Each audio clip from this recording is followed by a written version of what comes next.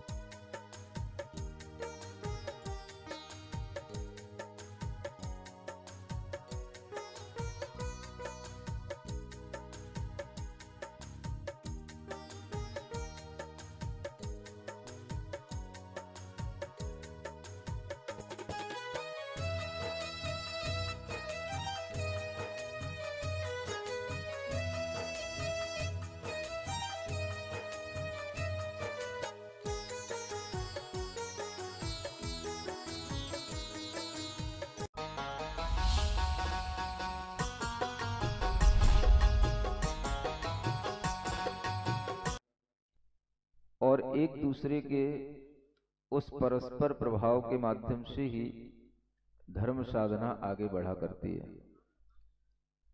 जब आप अपने अंदर किसी भी तरह का मनोभाव लाते हैं तो ये मान के चलिए कि उस मनोभाव का प्रभाव आपके अपने शरीर पर भी पड़ता है और दूसरों के ऊपर भी पड़ता है। आप सब सोचते हैं कि हमारा मन है, हम किसी के लिए भी कुछ भी दुर्भाव कर लें, कोई फर्क नहीं पड़ता है।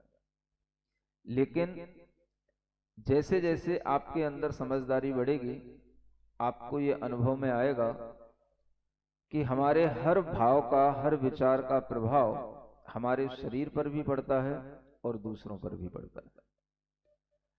दूसरे भी लोग आपको देख करके ये समझ जाते हैं कि आपके अंदर के विचार क्या चल रहे हैं, और यही विचार आपके चेहरे पर दिखाई दे जाते हैं, आपकी आंखों से दिखाई दे जाते हैं, आपके हाव भावों से दिखाई दे जाते हैं। इसलिए कहा जाता है face is the index of our heart. और जब आपका हृदय प्रफुल्लित होता है तो फिर कहने की जरूरत नहीं पड़ती है कि आप मुस्कुराइए, आप हंसिए, आप ताली बजाइए। ये आपके चेहरे से अपने आप दिखने लग जाता है। बात इसकी नहीं है कि आपके पास क्या है, आपके पास में कितनी चीजें हैं इसलिए आप खुश हैं, या आपके पास बहुत पैसा है इसलिए आप खुश हैं। इससे कभी कोई खुश नहीं होता है। अगर आप ये सोचते हैं कि हमारे पास में बहुत सारी चीजें होंगी, बहुत पैसा होगा, बहुत बड़ी बड़ी बिल्डिंगें होंगी, बहुत अच्छा हमारे लिए सब कुछ अनुकूल कार्य होगा, तब हम खुश हो जाएंगे, तो आप पूरी जिंदगी चुका लेंगे, कभी भी खुश नहीं हो पाएंगे। इस तरह की खुशी कभी नहीं मिलती। खुश होने के लिए आपको भविष्य की योजना की जरूरत नहीं है। खुश रहने के लिए आपको जो हाल है, जो जैसा हाल है, जैसा आपका हाल है और जैसा आपका हॉल है आप उसी हॉल में, उसी हाल में अगर आप अपने आप को प्रसन्न रखेंगे तो वही खुशी मल्टीपल होकर के फ्यूचर में आपके पास में आएगी और आपको खुश बनाए रखेगी। इसलिए किसी भी व्यक्ति के लिए खुश रहने के लिए ये नहीं सोचना है कि भविष्य में जब हमारे साथ ये होगा, जब हमारे बच्चे ऐसा कर लेंगे, जब हमारे घर में ऐसी आ जाएगी, तब जो है हम खुश हो जाएंगे। इस तरह की सोच रखने वाले लोगों के लिए वैसा कभी नहीं हो पाता और वो कभी खुश नहीं हो पाते। इसलिए आपके सामने जो दिन आज आ रहा है वह दिन आपके लिए सर्वाधिक महत्वपूर्ण दिन है, और यह दिन आपके लिए खुशी लेकर के आया है, क्योंकि आने वाले दिनों में होली भी आने वाली है, और वह होली भी रंगारंग होली भी तभी मनाई जाएगी जब यहां से आपके अंदर की खुशी दूर दूर तक पहुंचेगी, और आपके अंदर का वह मनोभाव आज भी अगर खुशमय होगा तो आप कह सकोगे कि दुनिया के अंदर तो होली 1 दिन की 2 दिन की मनाई जाती है, हम तो जब से नंदीश्वर का विधान शुरू हुआ है 8 दिन से होली मना रहे हैं। आपके लिए ये वातावरण बनेगा। और आपको मैं इस बार बताऊंगा कि होली कैसे खेली जाती है। अभी तक आपने ऐसी होली नहीं खेली होगी जो होली इस बार मैं आपको खिलाऊंगा, और उस होली में मैं भी शामिल रहूंगा। आप तैयार रहो बस। आपके मन के अंदर ये भाव आना चाहिए कि आखिर इस पर्व का होली से क्या संबंध है। ये मैं अगले दिनों में आपको बताऊंगा।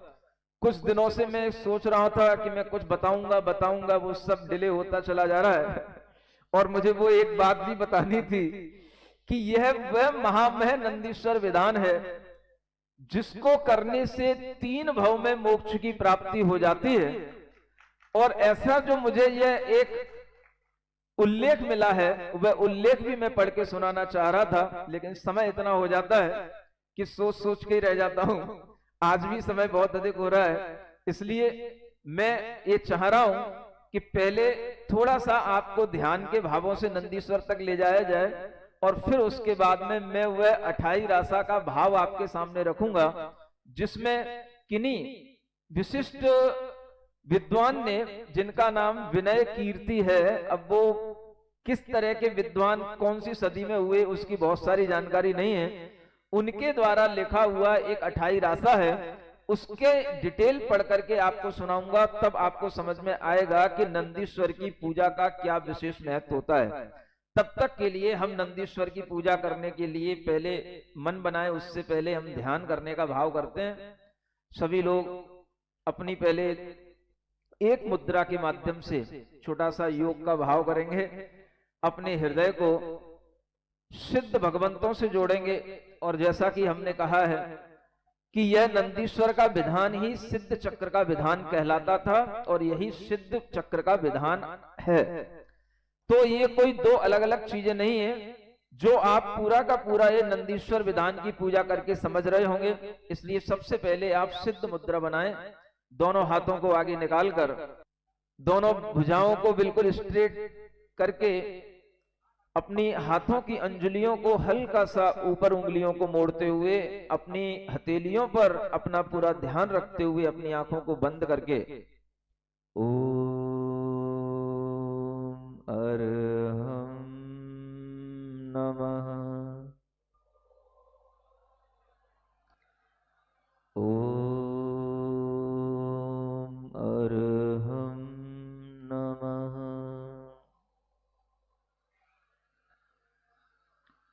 ओम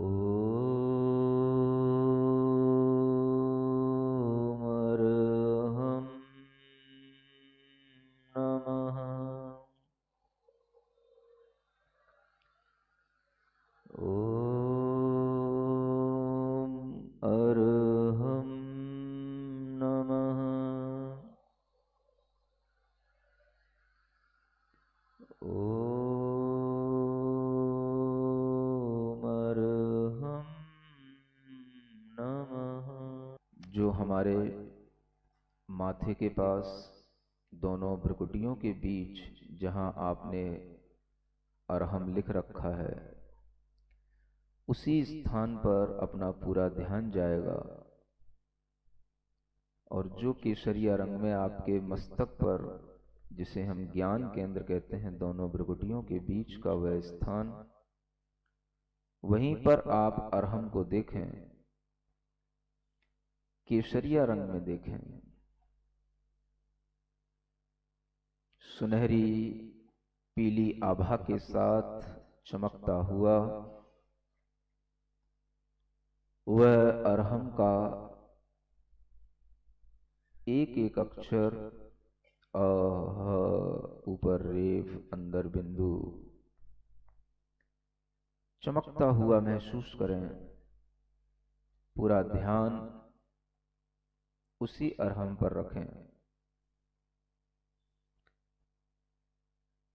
जैसे जैसे उस अरहम में ऊर्जा भरती जाती है, वह अरहम बाहर आता जाता है, धीरे धीरे हिलते हुए घूमने लग जाता है। और घूमते घूमते हुए पूरे भरत क्षेत्र को पार करके कुलाचल पर्वतों पर कुलाचें लेते हुए सुमेरु पर्वत के निकट पहुंच करके भद्रशाल वन, नंदन वन, सौमनस वन, पांडुक वन, इनकी चारों दिशाओं में बने हुए चारों जिनालयों में परिक्रमा लगाते हुए उन सब जिनबिंबों की आराधना करते हुए विदेह क्षेत्र में स्थित सीमंदर आदि भगवंतों का दर्शन करते हुए, साक्षात अरिहंत भगवान का दर्शन करते हुए प्रसन्न हो रहा है। मैं, मेरा मन और अरहम, ये तीनों एक हैं। मन अरहम के माध्यम से आगे बढ़ जा रहा है, बढ़ता जा रहा है। जम्बू द्वीप को लांघकर लवण समुद्र में प्रवेश करते हुए उसको भी पूरा का पूरा लांघकर धातकी खंड द्वीप में पहुंच जाता है। वहां पर 2 सुमेरु पर्वत हैं और उनकी भी सभी दिशाओं में बने हुए जिनालयों में स्थित जिन बिंबों को दर्शन करते हुए वह अरहम वहां के विदेह क्षेत्रों में स्थित अरिहंत भगवंतों का दर्शन करते हुए वह अरहम आगे बढ़ गया। कालोदधि समुद्र में पहुंचकर उस पूरे समुद्र को लांघता हुआ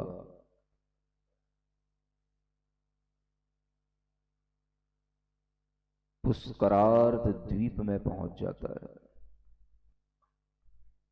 उस द्वीप में भी 2 सुमेरु पर्वत हैं, विदेह आदि क्षेत्र हैं।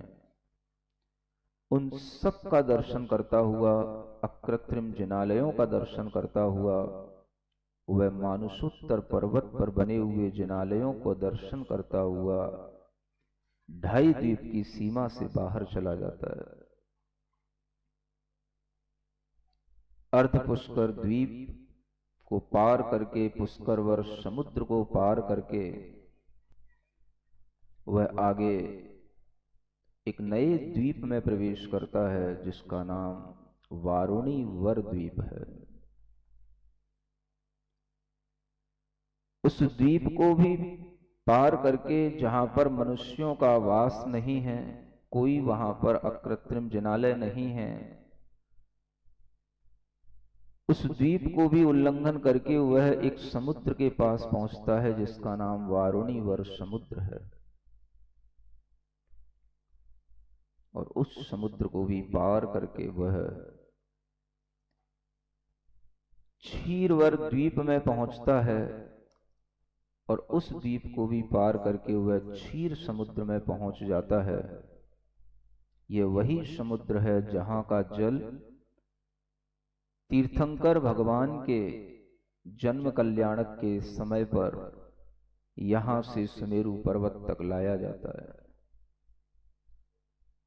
ऐसे उस क्षीरवर समुद्र को पार करने के बाद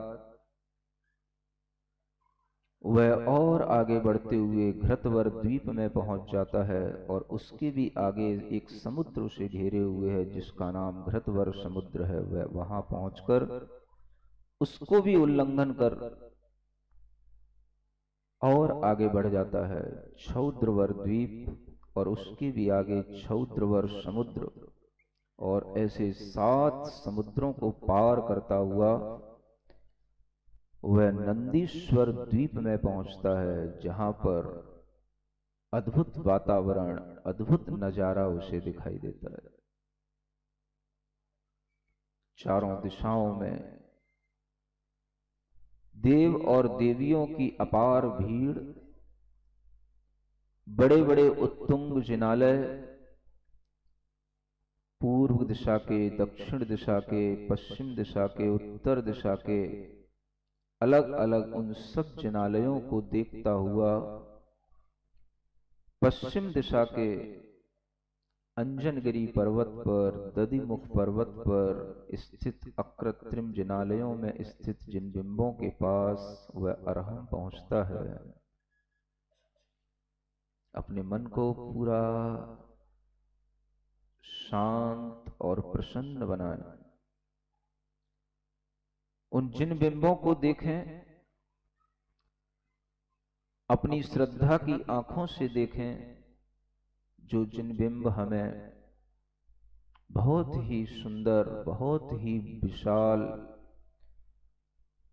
जिनके अंग अंग से हजारों करोड़ों सूर्यों का प्रकाश फूट रहा है, ऐसे दिव्य वह जिन बिंब हमारे सामने दिखाई दे रहे हैं।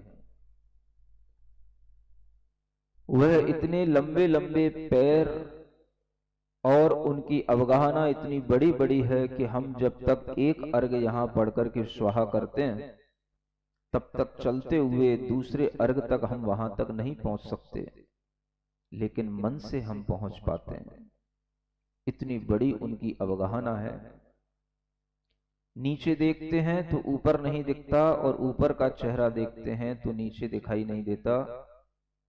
ऐसे वह विशाल उत्तुंग जिन बिंबों को देख करके अरहम प्रसन्न होता है, मन प्रसन्न होता है, चेतना प्रसन्न होती है। उन सब एक एक जिनालय में 108 जिन बिंब अलग अलग गंध कुटी पर स्थित हैं। सभी जिन बिंबों के आगे 108 मंगल द्रव्य, एक एक प्रकार के 108 मंगल द्रव्य सुशोभित हैं। देवियां, नर्तकियां, गंधर्व आदि देव विशेष प्रकार के गायनों से, नृत्यों से उन स्थानों की, उन जिनालयों की शोभा बढ़ा रहे हैं। और उन्हीं के मध्य हम भी पहुंचकर वहां उन्हीं के साथ भगवान का दर्शन, पूजन का आनंद लेने लगते हैं। ऐसे जिनालयों का दर्शन करके क्षण भर में वह अरहम पूरे नंदीश्वर द्वीप का भ्रमण करके हमारे मस्तक पर आकर के पुनः स्थित हो जाता है, और उसकी पवित्रता, उसकी ऊर्जा हम अपने अंदर ग्रहण कर रहे हैं। गहरी लंबी श्वास, अरहम का प्रकाश अपने पूरे शरीर में, पूरे अंतर मन में फैलता हुआ देखें। उन नंदीश्वर के जिन बिंबों को, उनके चरण कमलों को ध्यान में रखते हुए हाथ जोड़ करके, आंख बंद करके एक भावना करेंगे।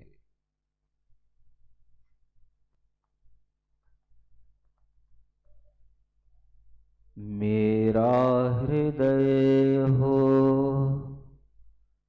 चरणों में अर्पित,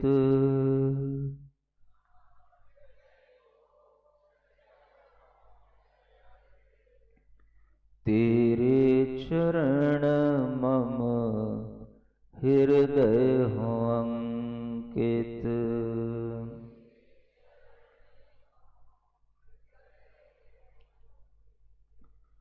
मैं तुझ में हूँ या तू, मैं तुझ में हूँ या तू मुझ में समाया। मैं तुझ में हूँ या तू मुझ में समाया। मुझे सोचने की जरूरत नहीं है, मुझे अब किसी की जरूरत नहीं है। मुझे तेरे चरणों में जगह मिल गई है। भटका था क्यों मैं जमाने में अब तक, मुझे इसकी सच्ची वजह मिल गई है। मुझे अब किसी की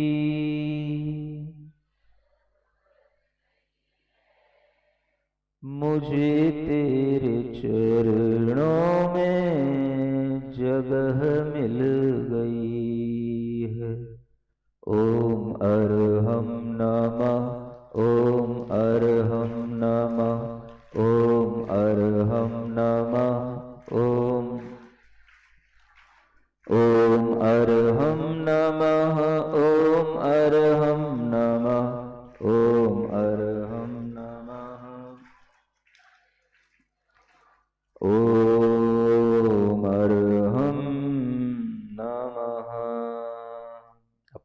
हथेलियां घिसकर आंखों पर रखकर मुख पर रखकर शरीर में जहां भी कष्ट हो वहां स्पर्श करें इस मंत्र के साथ।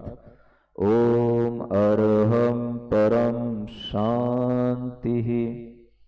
ओम अरहम परम शांति। ओम अरहम परम शांति। एक भावना विनय कीर्ति द्वारा रचित 28 राशा में अष्टानिक पर्व की महत्ता का वर्णन करते हुए रखी गई है, उसी को मैं आपके सामने थोड़ा सा प्रस्तुत कर रहा हूं, जो आपने पहले सुनी भी होगी और कभी मेरे भी कानों में वह ध्वनि पहुंची थी। मुझे भी ये कुछ शब्द याद थे, लेकिन मुझे पता नहीं था कि इसमें इतना अर्थ भी छुपा हुआ है। ये आप लोग पढ़ते हैं या नहीं पढ़ते मुझे पता नहीं है। पढ़ते हैं? प्राणी व्रत 28 जे करें ते पावे भव पार। प्राणी व्रत 28 जे करें ते पावे भव पार। क्या अर्थ है इसका? जो प्राणी अष्टानिक पर्व का ये व्रत करते हैं वे संसार से पार होते हैं, यानी मोक्ष की प्राप्ति करते हैं। उस भाव को ही यहां पर और आगे कहा जा रहा है। जम्बू द्वीप सुहावणो लख योजन विस्तार। भरत क्षेत्र दक्षिण दिशा पोदनपुर तह सार। प्राणी व्रत 28 जे करें ते पावे भव पार। एक जम्बू द्वीप सुहावना है। कौन सा जम्बू द्वीप है? जिस द्वीप में आप रहते हैं उसी द्वीप का नाम जम्बू द्वीप है। उस जम्बू द्वीप का एक छोटा सा हिस्सा है भरत क्षेत्र, जिसमें आप निवास करते हैं। यह जम्बू द्वीप 1 लाख योजन विस्तार का है और इसी के अंदर जो भरत क्षेत्र है उसी की दक्षिण दिशा में एक पोदनपुर नाम का राज्य है। विद्यापति विद्याधरी सीमा रानी ताय। समकित पाले मन बचे धर्म सुने अधिकाय। प्राणी व्रत 28 जे करें ते पावे भव पार। देखा हुआ है जनवाणी में? ऐसी लिखा है। अब क्यों बदला है वो बाद में बात करेंगे। इस पोदनपुर राज्य में एक विद्यापति राजा का राज्य चलता है और उनकी एक धर्मपरायण रानी है, सोमा नाम की रानी। कौन सी? हाँ, कोई नई नई रानियों के नाम भी ध्यान में रखना है। चारण मुनि तहां पारणे आए राजा गेह।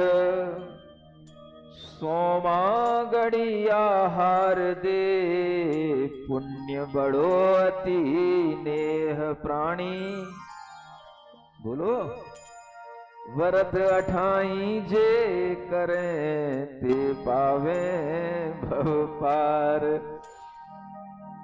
उन राजा के घर में एक परम तपस्वी चारण रिद्धिधारी मुनि महाराज आते हैं और वहां आकर के पारणा करने के लिए वह आते हैं। उनका वह रानी पड़गाहन करती है और बड़े हर्ष भाव से उनके लिए आहार देती है और इस कारण से उसके पुण्य में अतिशय वृद्धि हो जाती है। ताहि समय नव देवता चाले जात विमान। जय जय शब्द भयो घनो मुनिवर पूछो ज्ञान। प्राणी व्रत अठाई जे करे ते पावे। उसी समय आकाश में विमान से देवता लोग जा रहे होते हैं और उन देवों के द्वारा यह जय जयकार के शब्द बार बार उच्चरित होते हैं। तब रानी ने उन मुनि महाराज से पूछा कि ये क्या कारण है, ये देवता कौन है, क्यों ये जय जयकार के शब्द कर रहे हैं। मुनिवर बोले रानी सुन रहे हो कि नहीं। मुनिवर बोले रानी सुन, नंदीश्वर की जात, जे नर करही स्वभाव सो, ते पावे शिव कांत प्राणी। व्रत अठाई जे करे ते पावे भव पार। मुनिवर ने कहा, रानी ये सभी देवगण 28 पर्व में नंदीश्वर द्वीप जा रहे हैं। कहां जा रहे हैं? जो नंदीश्वर द्वीप 7 समुंदर पार है, जिसकी यात्रा अभी ध्यान के माध्यम से आपको कराई गई थी। ऐसे अनेक द्वीप समुद्रों का उल्लंघन करके यह सभी देवगण उस नंदीश्वर द्वीप में जा रहे हैं और वहां पर जाकर के भक्ति भाव से वहां पर भक्ति पूर्वक पूजन अर्चन करते हैं और उसी के माध्यम से यह सभी अगले भवों में मोक्ष लक्ष्मी को प्राप्त कर लेते हैं। जे मनुष्य इस पंचम काल में भी जो यहां पर रहकर के इस भरत क्षेत्र में भी ऐसे नंदीश्वर द्वीप की पूजा आराधना करते हैं, उनके लिए भी आगामी समय में मोक्ष की प्राप्ति होती है। ऐसा मुनि महाराज कहते हुए रानी से कहते हैं, ऐसो वच रानी सुनो, मन में भयो आनंद, नंदीश्वर पूजा करें, ध्यावे आदि जिनेन्द्र प्राणी। व्रत अठाई जे करें ते पावे भव पार। मुनिराज के वचनों को सुनकर के रानी के मन के अंदर अति आनंद, अति प्रसन्नता हुई। हो रहा है कि नहीं? कुछ बोलते ही नहीं तुम लोग। प्रसन्नता होने पर उस रानी ने संकल्प लिया कि मैं भी नंदीश्वर द्वीप की पूजन करूंगी और मैं भी नंदीश्वर द्वीप के व्रत को अंगीकार करूंगी। ऐसा वह रानी व्रत का भाव अपने अंदर कर लेती है। ये प्रसन्नता होती है। जब प्रसन्नता आती है तो इस तरह के व्रत संकल्प लेने में किसी भी तरह के मन में कोई संकोच नहीं होता है। और जब रानी को प्रसन्नता हुई तो राजा को भी प्रसन्नता हो गई और राजा ने भी उसके साथ में मन बना लिया कि मैं भी ऐसे ही व्रत करूंगा, मैं भी विधान करूंगा। कार्तिक फागुन साढ़ में पाले मन वच काय, 8 दिवस पूजा करें, 3 भवांतर थाय प्राणी। बोलो, व्रत अठाई जे करे ते पावे भव पार। कार्तिक, फागुन और आषाढ़ माह के अष्टानिक पर्व में मन वचन काय से 8 दिन तक जो प्राणी ऐसे नंदीश्वर द्वीप की पूजा करते हैं, भक्ति करते हैं, वे 3 भव के बाद में नियम से मोक्ष की प्राप्ति कर लेते हैं। लिखा है कि नहीं? अब आप लोग पढ़ लेते होंगे, बताया नहीं किसी ने कि महाराज ऐसा भी लिखा हुआ है। ऐसे वचन सुनकर के वह राजा, जो विद्यापति नाम का राजा था, विद्यापति सुन चालियो, रचियो विमान अनूप, रानी बरजे राय को, तुम हो मानुष भूप प्राणी। व्रत 28 जे करें ते पावे भव पार। मुनिराज के मुखारविंद से जब राजा विद्यापति ने नंदीश्वर की महिमा सुनी तो उसका मन हुआ कि मैं भी नंदीश्वर द्वीप में जाऊंगा। क्या मन बना लिया उसने? नंदीश्वर द्वीप जाने का मन बना लिया। देखो ये प्रसन्नता के भाव कहलाते हैं। सुन रहे हो? सुन सुन करके भी, देख देख करके भी, इतना अतिशयकारी यह पूजा विधान चल रहा है, उसको देख करके भी उठ उठ के चले जाते हो। जैसे ही विधान के अर्घ शुरू होते हैं, बहुत से लोग उठ उठ करके चले जाते हैं। ये भावना बताती है मनुष्य पर्याय तो मिली, जिन कुल तो मिला, लेकिन अभी जिनेंद्र भगवान के प्रति श्रद्धा दृढ़वती हुई नहीं है, बलवती हुई नहीं है। अगर ऐसे पर्वों के प्रति हमारी श्रद्धा दृढ़ हो जाएगी, बलवती हो जाएगी, तो मुनि महाराज के द्वारा कहे हुए एक बार वचन को सुनकर के हमारा मन नतमस्तक हो जाएगा और हम अपने मन में भाव बना लेंगे कि अगर हमारी आयु के ये अच्छे दिन चल रहे हैं तो ये अच्छे दिन तभी होंगे जब हम ऐसे पर्व पर यहां बैठ करके भगवान की पूजा करें। इससे अच्छे दिन और कोई नहीं दे सकता। मोदी कहते ही रहेंगे कभी अच्छे दिन आएंगे नहीं तुम्हारे, लेकिन हम बिना कहे भी आपके लिए ये अच्छे दिन ला करके दिखा देते हैं। बस आपका मन बनना चाहिए, और मन तब बनता है जब हमारा मन मुनिराज के वचनों में श्रद्धा से भरा हुआ हो। बिना कुछ सोचे समझे भाव आ जाए, जब कहा जा रहा है ऐसा विधान होगा, ऐसी पूजा होगी जो आज तक नहीं हुई, तो जिनके अंदर श्रद्धा होती है उनका मन अपने आप प्रफुल्लित हो जाता है और वह बिना कुछ सोचे समझे अपना टाइम एडजस्ट करके कम से कम हम 6 घंटे नहीं तो 4 घंटे ही निकाल लें, 4 घंटे नहीं तो 2 घंटे ही निकाल लें, लेकिन हम आए एक बार जरूर यहां पर आकर के यह अर्घावली चढ़ाएं और भगवान के इस पूजा में भाग लेकर के कम से कम नंदीश्वर के एक जिनालय के 108 जिन बिंबों का अर्घ चढ़ा करके आराधना कर लें, तो भी संभावना है 3 भव के बाद कुछ मिल सकता है, कल्याण हो सकता है। नहीं तो पता नहीं यह आत्मा शरीर छोड़ने के बाद में इन व्यापार, धन धान्य और परिग्रह की चिंता से कौन सी आयु बांध करके इस अनंत संसार में कहां पर जन्म ले ले, वहां तुम्हें ना कोई देखने वाला होगा, ना पूछने वाला होगा। इतने वायु का एक जीव है, इतने अनंत वनस्पति का एक जीव है, कहीं पर घुस गए और किन्हीं भी अपने ही दुकानों में, अपने ही गोदामों में, अपने ही वेयर हाउस के बोरों के अंदर भरे हुए कीड़ों के अंदर अगर कीड़े बन गए, कोई तुम्हें समझाने नहीं जाएगा भैया सेठ जी चलो वहां नंदीश्वर का विधान हो रहा है, कोई समझाने नहीं जाएगा तुम्हें। अभी समझ लो, समझ है अभी कुछ काम कर लो, ये चलता रहेगा सब।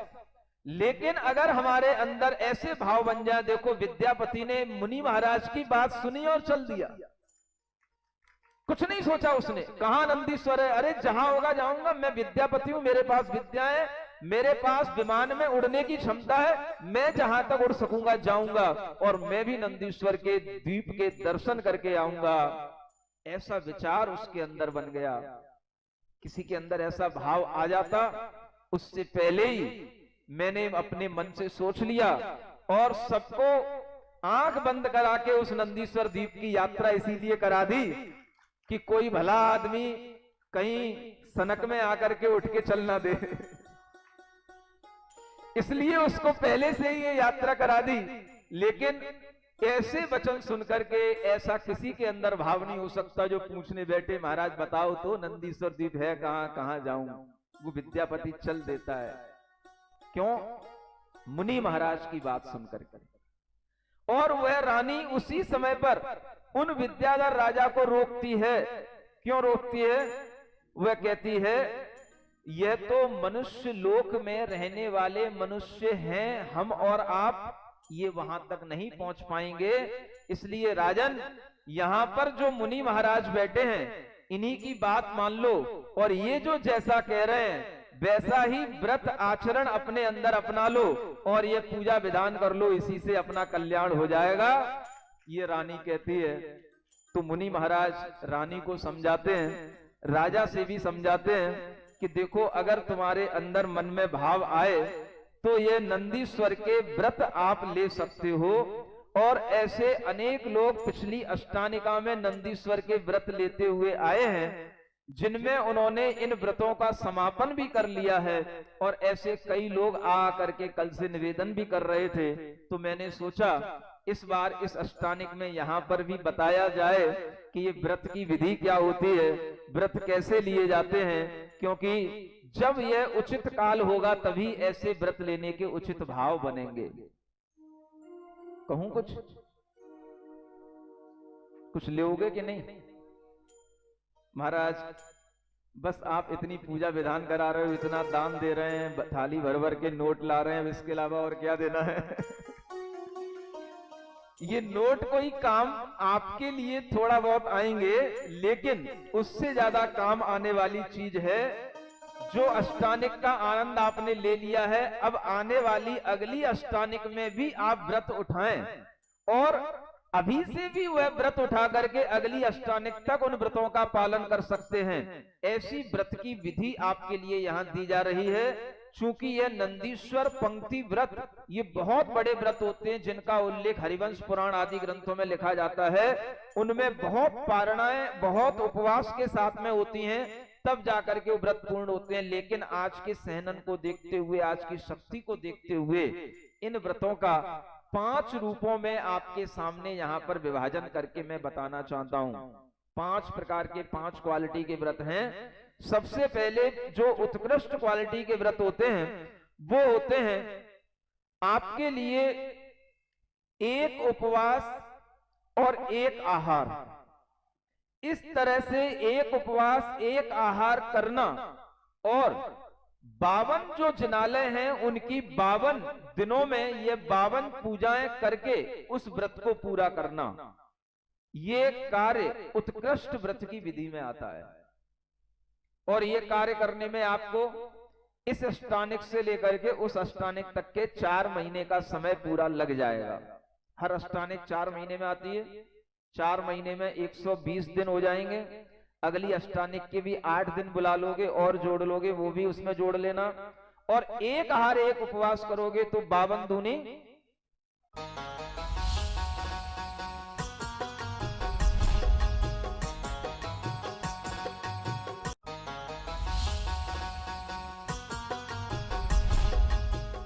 'इस कार्यक्रम के पुण्यार्चक थे